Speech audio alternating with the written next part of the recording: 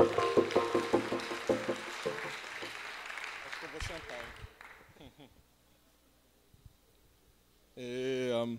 Bom dia. Segundo o Daniel, dei sorte, porque ficou mais cheio agora, né? Era 9 horas da manhã que estava marcado. É um super prazer, na verdade, quando eu falo em sala de aula,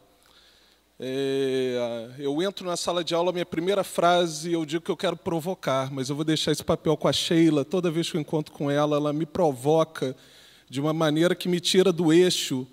E eu não concordo com todas as coisas, mas ela me tira da minha zona de conforto. E, na verdade, eu acho que isso é fundamental. Os mesmos problemas que podem haver na favela ou na comunidade, ou seja lá como estiver sendo denominado, acontece também no asfalto ou nas nossas vidas, seja de que classe for. E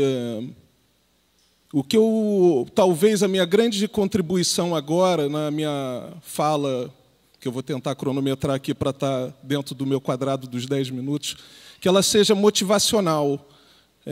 Eu vou começar pelo meu final, e aí depois eu me inspiro um pouco, que eu escutei do Léo, que eu escutei da Sheila. Não quero reclamar, não quero falar dos problemas, mas em 2000, 2001, 2002, eu estava trabalhando com a Clarice em algum lugar do Brasil, que pode ser Juazeiro do Norte. Tudo bem? Pode ser do Vale do Jequitinhonha, mas eu fiz uma pergunta dirigindo um mini documentário para um senhorzinho que estava construindo uma porta de 4 metros de altura linda, toda talhada. Quanto tempo ele levava para construir aquela porta?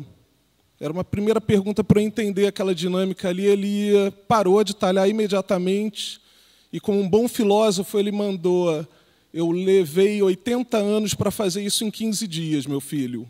Isso, para mim, me interrompeu ali, me provocou de uma maneira que o que eu quero hoje estar falando aqui é que nada é imediato.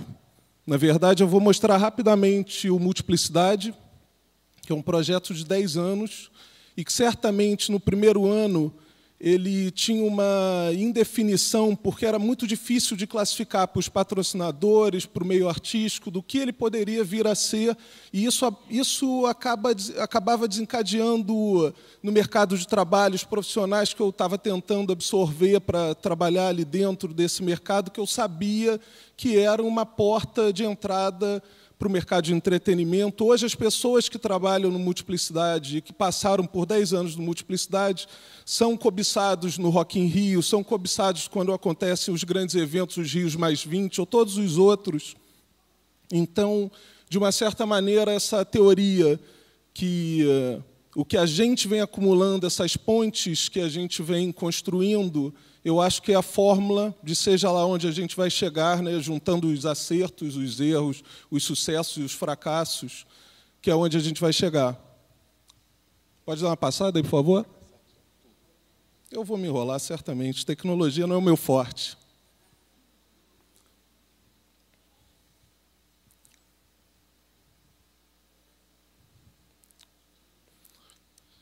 Na verdade, o meu campo hoje de pesquisa, tudo que eu falar remete a 10 anos para trás. Sem isso é impossível para construir qualquer ponte.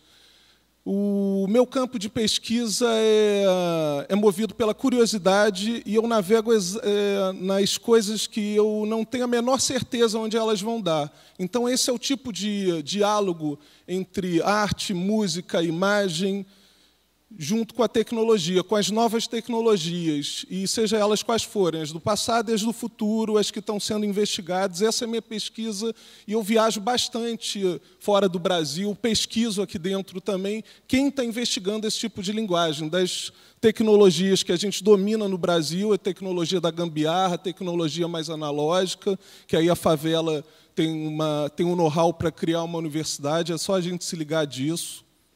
Isso não é uma ideia minha, isso é a ideia de um amigo, Carl Guimarães, um artista mineiro.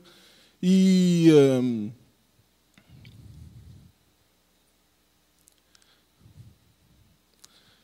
Ultimamente, eu acho que nesses últimos anos, assim, a gente está vivenciando um momento que todas as previsões que estão acontecendo, né, isso em 94, né, no início, assim, o e-mail não estava nem consolidado, a Veja americana, ela informava que a internet ia ser um fracasso, né?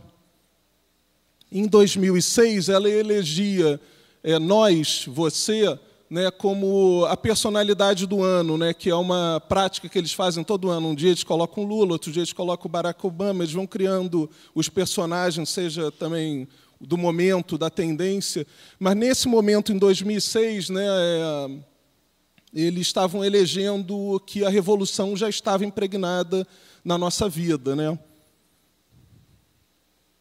Isso é o que me move, né, esse movimento aí de ser curioso e buscar cada dia se reinventar. Isso não é uma exigência de quem mora na favela, isso acho que é uma exigência hoje do mercado de trabalho, é uma exigência do momento atual. Rapidamente, eu entrei numa faculdade achando que eu ia desenhar, que eu ia poder, talvez, um dia trabalhar com história em quadrinhos, e esse mercado não existia em 91, muito sólido no Rio, era realmente, tinha que ser muito bravo para você conseguir sobreviver, muito bom.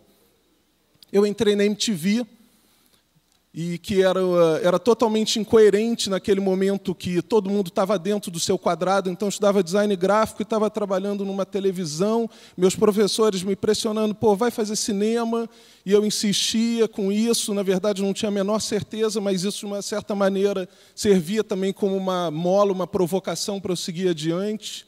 E a partir dali eu fui estimulando esses conhecimentos interdisciplinares, né, esse acúmulo de conhecimentos que vão somando para a gente construir essa bagagem que esse senhor lá do Juazeiro do Norte, talvez, que eu não me lembro, meu neurônio de manhã não vai funcionar tão bem, e que ele fala dessa história. Então, tudo que eu estou acumulando nos meus 40 anos de vida, certamente é o que eu consigo trazer de contribuição profissionalmente, e é o que eu tento estimular um pouco com as pessoas que trabalham comigo. Essa frase não é do Paulo Leminski, é do Jean Cocteau, mas é uma frase que eu escutei quando o festival fez 5 anos de vida. Uma pessoa que assistiu o festival, que eu entreguei o livro, que eu mostrei qual era o projeto, o que acontecia, unindo artistas para ter um desafio através da tecnologia, subindo no palco, criando alguma coisa nova. E ele me mandou essa mensagem, um filósofo que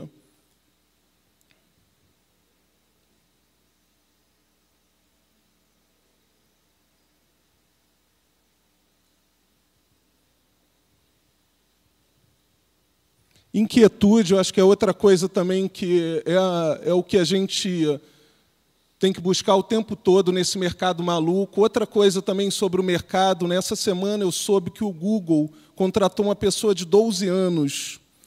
E em uma semana ele teve uma produtividade absurda, porque certamente essas novas linguagens, essas novas plataformas, essas novas tecnologias que estão surgindo não são mais para mim que tenho 40 anos, né? É um tipo de linguagem que eu não fui treinado. Então, eu estou sempre correndo atrás. Eu tenho essa coisa do brasileiro, né, que a gente já incorporou, e eu não vou ter vergonha de dizer aqui que eu estou correndo atrás. E, no caso, já que eu flerto com a tecnologia com muita profundidade, eu sei que eu chego nos festivais internacionais, em lugares muito avançados, lugares que pesquisam de uma forma muito avançada, eu sei que eu estou muito atrás, e não me importo de estar correndo atrás. Isso não é um problema. Mas hoje eu sei que, por exemplo, meu filho de 6 anos, ele me ensina coisas, maneiras de como navegar no iPad. Eu nem uso mais meu iPad. Na verdade, eu nem sei onde ele está dentro de casa. Eu sei que ele manipula de uma maneira intuitiva, usando uma palavra sua, que eu acho que é uma forma também de sobreviver hoje dentro do nosso mercado de trabalho, que as crianças, os jovens, certamente eles podem estar usando essa nova ferramenta da tecnologia, e eu estou falando da tecnologia, batendo nela, porque, da mesma maneira que eu acho que eu acabo investigando estimulando esse tipo de provocação em cima do palco, em cima das exposições, em cima da ligação com a arte. Acho que a educação, nesse ponto, ela está completamente estagnada.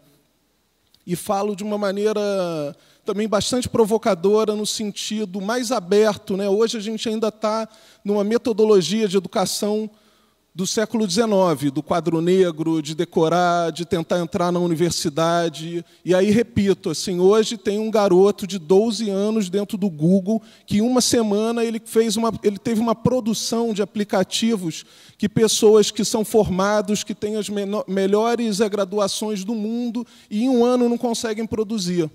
Esse tipo de revolução é o momento atual que a gente está vivendo. Então, quando qualquer mídia, né, que foi citada aqui pelo MC Leozinho, ela questiona, seja lá o que for, o funk ou qualquer atividade que a gente esteja levantando aqui,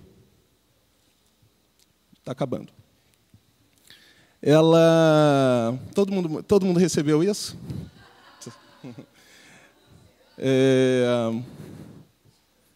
Não vou mais falar do garoto do Google.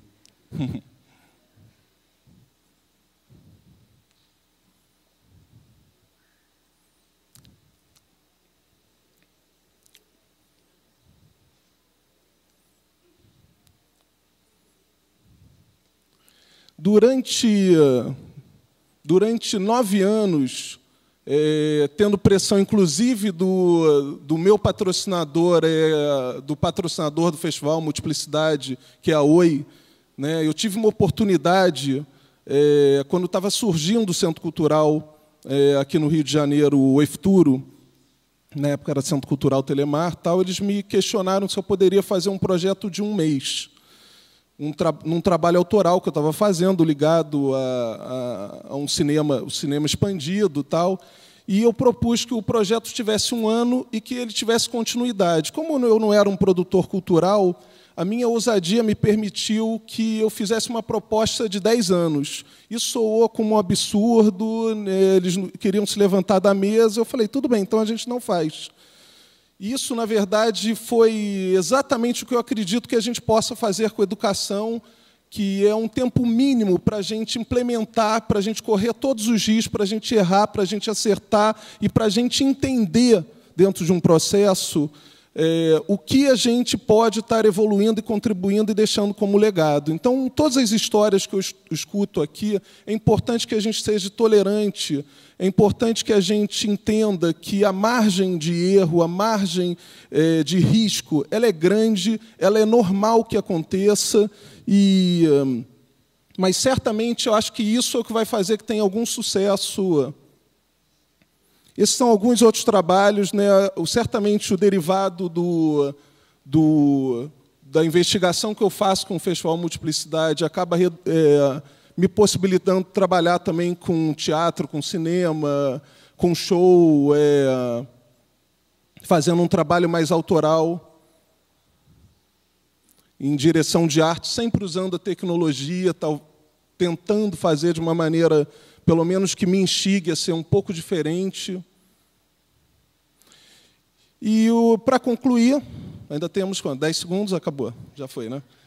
Eu acredito realmente que uma tecnologia de sabedoria, de conhecimento do brasileiro, é que a gente é obrigado a ser múltiplo, né? A gente não tem uma cultura aqui no Brasil de ser um especialista super profundo. Não estou nem elogiando e não estou nem nenhuma dos lados, mas aqui a gente tem uma característica de somar todos os nossos saberes, usando novamente a sua frase, e isso não é um privilégio nem da favela, e nem do asfalto, nem da classe alta. Eu acho que todo mundo tem que passar por esse conflito também, somar todos esses conhecimentos e aplicar em alguma coisa original. Essa é a única forma de sobrevivência, foi a fórmula que eu apliquei no meu dia a dia, e certamente é uma maneira da gente conseguir trazer algum destaque, alguma visibilidade aqui num mercado tão maluco como o brasileiro, que não tem nenhum planejamento, que tem certamente várias restrições, mas que, se a gente fosse para qualquer lugar que a gente chama de primeiro mundo, iam ter regras tão rígidas também que a gente não se adaptaria com tanta facilidade. Então, o que eu quero dizer é que as coisas não são de uma hora para outra. A gente tem que se permitir errar, arriscar, e que, certamente, acho que, com o tempo, como a educação deve ser, como o impacto da cultura deve ser na nossa vida, eu acho que é obrigatório, eu acho que o sucesso é natural, isso vai acontecer naturalmente. Obrigado. Obrigado.